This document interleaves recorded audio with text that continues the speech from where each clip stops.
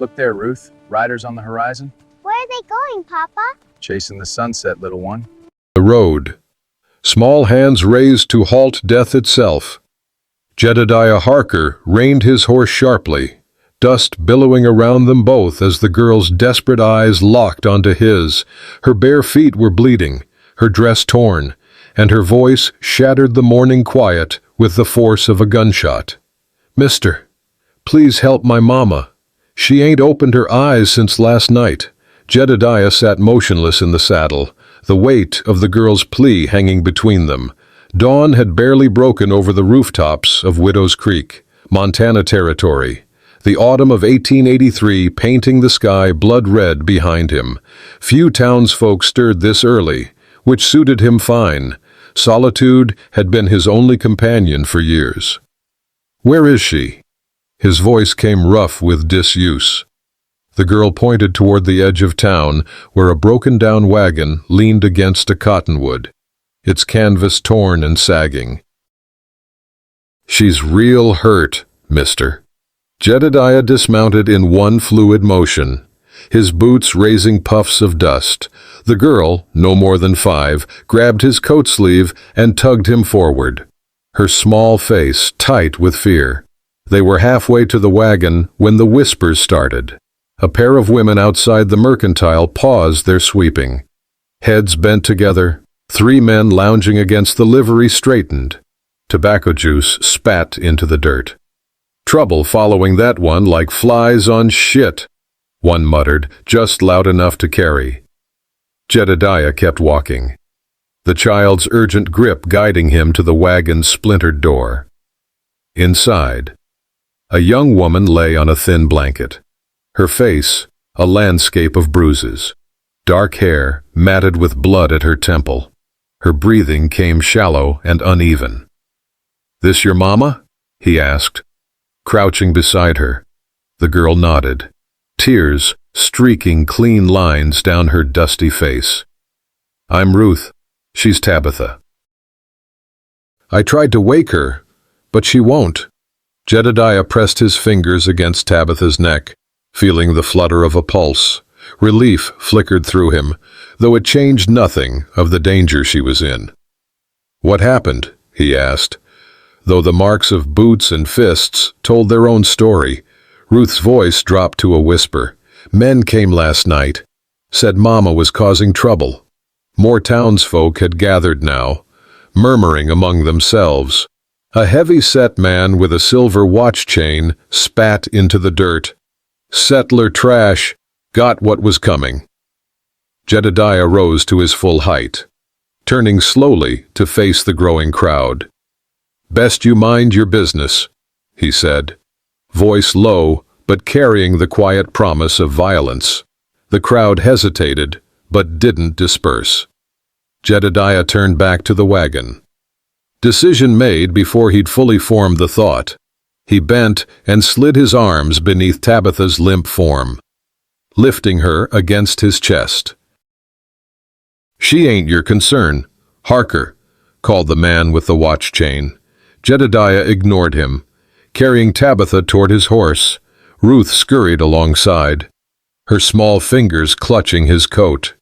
With careful movements, he mounted, cradling Tabitha against him, then reached down for Ruth. She scrambled up behind him, tiny arms wrapping around his waist. As they rode from town, the whispers faded behind them. The prairie stretched ahead, vast and indifferent beneath the rising sun. Ruth pressed her face against his back, her voice barely audible against the rhythm of hoofbeats.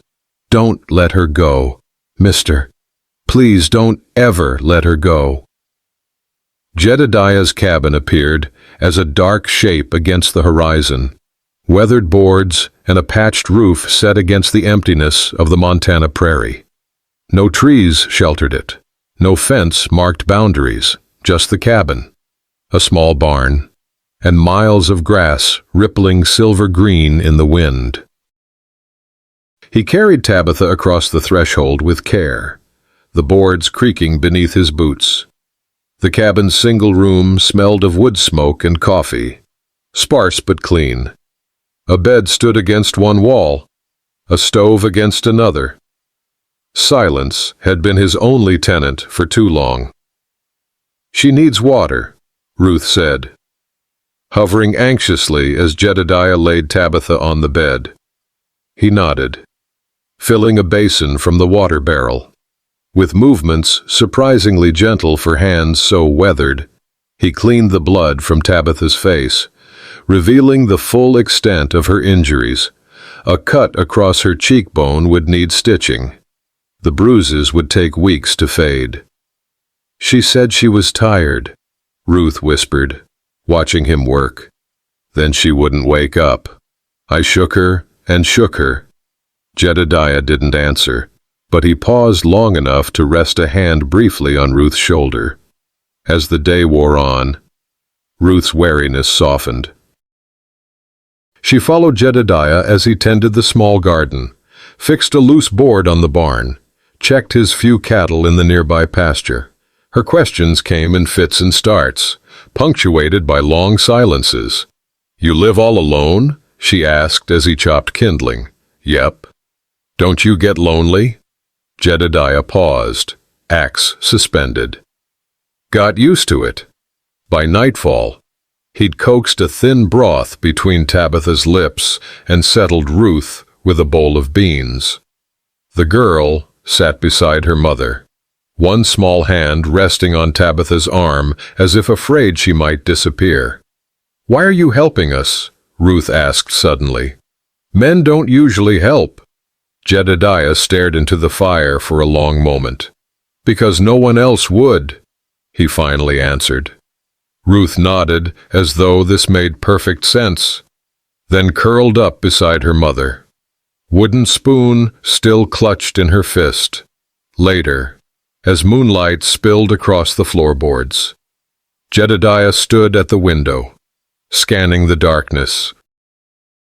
A movement caught his eye, the silhouette of a rider on the distant ridge, motionless against the night sky. Watching, his hand moved to the rifle propped by the door, a grim certainty settling in his gut. Trouble had found its way home with him. Tabitha opened her eyes to unfamiliar rafters, the scent of coffee, and the sound of her daughter's laughter drifting through an open window. The pain hit next, her ribs, her face, the throbbing at her temple that made the light too sharp. "Mama's awake, she's awake." A tall figure filled the doorway, broad-shouldered, weathered face partially hidden by a dark beard, eyes the color of winter sky. He moved toward the bed with the careful distance of a man unused to sick rooms. "How long?" Tabitha's voice rasped. "3 days," he answered. Memory crashed back. The men, their fists, boots, the wagon, her child's cries. Tabitha tried to sit up, gasping as pain lanced through her side. "Careful," Jedediah said, his hand hovering near her shoulder without touching. "Ribs are bruised, maybe broke." "We need to go," she whispered, panic rising. "Those men." "Ain't nobody coming here." His voice held quiet certainty. Ruth climbed onto the bed, pressing close to Tabitha. "Mr. Jedediah's been taking care of us. Mama, he made soup and showed me how to feed the chickens." Tabitha looked at him, this stranger who'd brought them into his home. Why? Before he could answer, hoofbeats approached outside. Jedediah moved swiftly to the window, face hardening as he reached for his rifle. "Stay inside," he told them. Stepping onto the porch, Tabitha pulled Ruth closer, heart hammering against her bruised ribs. Through the window, she saw a heavy-set man on horseback, well-dressed, with a silver watch chain catching the sun. "Harker," the man called, not dismounting. "Didn't take you for a fool." "State your business, Mercer." Jedediah's voice carried the flat tone of controlled anger. "That woman's trash, and taking her in makes you the same." Mercer leaned forward in his saddle. "They tried to warn you in town. I'm here to make it plain. You've said your piece. Now ride out." Mercer spat into the dirt. "That whore brought trouble to 3 towns before ours. Men died over her. You think you're different?" He laughed, an ugly sound. "She'll be gone soon as she can walk, leaving you holding nothing but regret." Last warning, Mercer. Something in Jedediah's voice made the other man straighten. "You've been warned too." He wheeled his horse, calling over his shoulder, "We won't forget this, Harker." When Jedediah returned inside, Tabitha was struggling to dress, Ruth watching with wide, fearful eyes. "We need to leave," Tabitha said, voice breaking. "We'll bring nothing but trouble. You're not strong enough yet." "I've never been strong enough," she whispered. "That's always been the problem." Jedediah crossed the room, not to her, but to the stove, where he poured coffee into a tin cup. "Those men in town," he said, his back to her. "What did they want from you?" Tabitha's fingers twisted in her skirt. "What men always want. I said no." She lifted her chin despite the pain. "My husband's been dead 2 years. I've kept Ruth fed and safe, but men don't like a woman who won't bend." He nodded once, offering the coffee. Their fingers brushed as she took it, and Tabitha found herself studying his face, the lines at his eyes, the scar along his jaw, the steadiness of his gaze that asked nothing of her. "Those men in town," she said softly. "They'll come back. They always do. And they'll destroy whatever stands in their way." Days stretched into a week, then 2. Tabitha's strength returned slowly, the bruises fading from purple to yellow. Ruth bloomed in the open air of the prairie, following Jedediah like a shadow as he worked. Something tentative grew between them all, not quite family, but no longer strangers. Jedediah sat on the porch one evening, whittling as the sunset painted the grass gold. Ruth perched beside him, watching the knife-shaped cedar into form. "Is it a dog?" she asked. "Horse." He turned it in his hands, adding detail to the mane. Ruth leaned closer. "I never had a toy that wasn't a stick or a rock."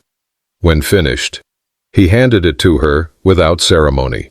Ruth cradled it in her palms as if he'd given her a living thing, her smile breaking wide across her face. "Look, Mama." She ran inside to show Tabitha, who stood by the stove stirring a pot of stew. Tabitha looked from the toy to Jedediah framed in the doorway, something unreadable crossing her face. "It's beautiful," she said. "What do we say?" "Ruth? Thank you." The girl clutched the wooden horse to her chest. That night, after Ruth had fallen asleep, Tabitha joined Jedediah on the porch, stars scattered across the vast sky, the air carrying the scent of sage and coming frost. "You've been kind," she said, "kinder than anyone since my husband died." Jedediah nodded, eyes on the horizon. "But we can't stay." Her voice wavered. "You saw Mercer. We're putting you at risk. You've already lost your standing in town." "I never much cared for what that town thought of me." Tabitha turned to face him. "Why? Why would you risk everything for people you barely know?" Jedediah was silent so long, she thought he wouldn't answer. Finally, he said, "Lost my wife and son to fever. 15 years back. Been alone since." The simple statement hung in the air between them, carrying the weight of all he hadn't said. The next morning, Jedediah rode to town for supplies. The silence that fell when he entered the mercantile told its own story. Men who once nodded in greeting turned their backs. The shopkeeper's wife served him with tight lips, counting his money twice, Outside, Mercer waited with two others, blocking his path to his horse. Thought you'd have tired of your charity case by now. Harker. Jedediah shifted his supplies to one arm, his other hand loose at his side. Move aside. That woman's got a history. Men who shelter her tend to end up dead or worse. That a threat? Mercer? The other man smiled thinly. Just neighborly concern. When Jedediah returned to the cabin, he found Tabitha with a small bundle wrapped in a shawl, Ruth clutching her wooden horse, tears streaming down her face. No. Mama. Tabitha looked up, her face pale but determined. We've caused you enough trouble, she said to Jedediah. We'll make our way to the next town. Jedediah set down his supplies. Without a word, he took the shawl from her trembling hands and wrapped it gently back around her shoulders. His eyes held hers, the message clear in his silence.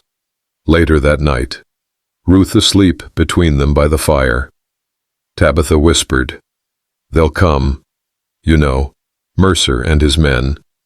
Jedediah nodded, his gaze fixed on the flames. Let them. Outside, on the ridge overlooking the cabin. 3 riders appeared against the darkening sky. Dusk bled red across the horizon, painting the prairie grass in copper and shadow. Jedediah stood on the porch, rifle in hand, watching the riders approach. Inside the cabin, Tabitha moved quietly, settling Ruth in the back corner with firm instructions to stay put. 3 of them, Jedediah said when she joined him at the door. Mercer? He nodded. And the Calloway brothers. Tabitha's hands twisted in her skirt. You don't have to do this. We could still leave. No. The single word carried the weight of decision. The riders stopped 30 yards from the cabin. Mercer sat center, flanked by the brothers, hard-faced men with matching mustaches and cold eyes. Evening, Harker, Mercer called. Thought we might have a word. Say it from there. Mercer's smile didn't reach his eyes. Now that ain't neighborly. He gestured toward the cabin. We've come for the woman. There's a reckoning due. She's not yours to take. That right? Mercer exchanged glances with the brothers. You making her your wife? Then? Or just warming your bed with another man's leavings? Jedediah's finger rested alongside the trigger guard, his face impassive. She's under my protection. That's all you need to know.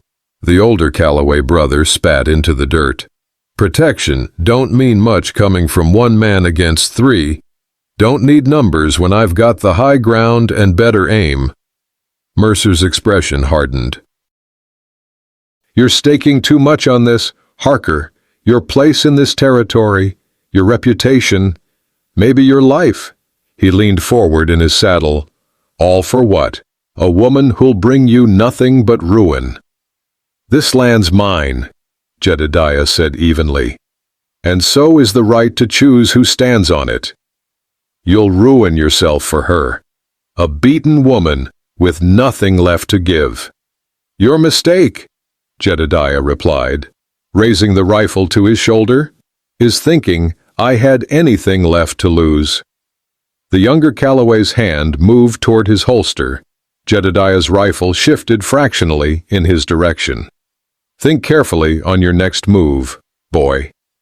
Silence stretched between them, taut as a wire. From inside, Ruth's muffled sobbing carried on the evening air. You hear that? Mercer said. That child crying for what's coming. You think you're doing her a kindness? All you're doing is giving her a front-row seat to your death. Tabitha stepped forward then, her face pale but composed. You've had your say. Mercer, now leave. Surprise flickered across the man's face, followed by an ugly sneer. Found your voice. Have you? Didn't help those other men who thought they could tame you. I never asked to be tamed, she answered, only to be left in peace. Mercer's eyes narrowed. Peace is earned in these parts. You haven't earned anything but contempt. Last warning, Jedediah said, his voice deadly quiet. Ride out now. Something in his tone, or perhaps the unwavering aim of the rifle, finally penetrated. Mercer's bluster faltered. This isn't finished, he said, reining his horse around. Not by a long stretch. It is for tonight, Jedediah replied. The Calloway brothers followed Mercer reluctantly, casting dark looks over their shoulders. Only when they disappeared into the gathering darkness did Jedediah lower the rifle. Ruth burst from the cabin, flinging herself against his legs, her small body shaking with sobs. I was so scared. He crouched, setting the rifle aside, and met her tearful gaze. I told you I'd be here. But they'll come back, she whispered. Maybe. He looked up at Tabitha, standing in the doorway, her eyes shining with unshed tears. But not tonight. Dawn broke gentle across the prairie, the sky changing from black to deep blue to the pale gold of early morning. Jedediah had kept watch through the night, dozing in the chair by the door, rifle across his knees. Now he stirred the embers in the stove, adding kindling until flames licked upward. Tabitha's soft footsteps crossed the floor behind him. She'd grown stronger these past weeks, her face healing, though shadows still haunted her eyes. She poured coffee into 2 tin cups, offering one to him without a word. They sat at the small table, steam rising between them. Ruth still slept, curled around her wooden horse, exhausted from fear and tears. Why would you risk everything for people you barely know? Tabitha finally asked, her voice barely above a whisper. Jedediah cradled the cup in his hands, staring into the dark liquid as if it might hold answers. I've lived a long time with nothing but silence, he said slowly. But since you came, there's been something more. More? Ruth's voice in the morning, your shadow against the wall, sounds in the cabin that ain't just the wind. He met her eyes. Makes a man realize what he's been missing. Tabitha's hands trembled around her cup.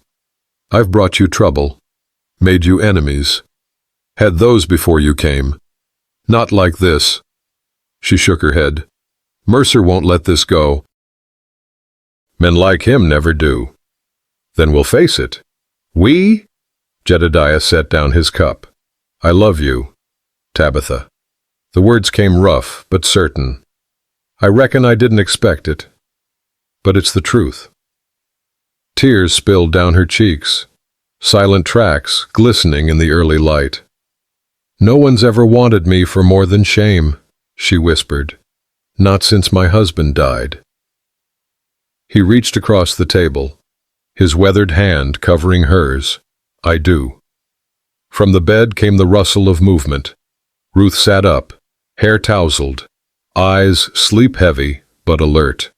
She took in the scene before her, their joined hands, the tears on her mother's face, and slid from the bed to join them. We can stay forever, can't we? She asked. Hope threading through her voice. Jedediah looked at Tabitha,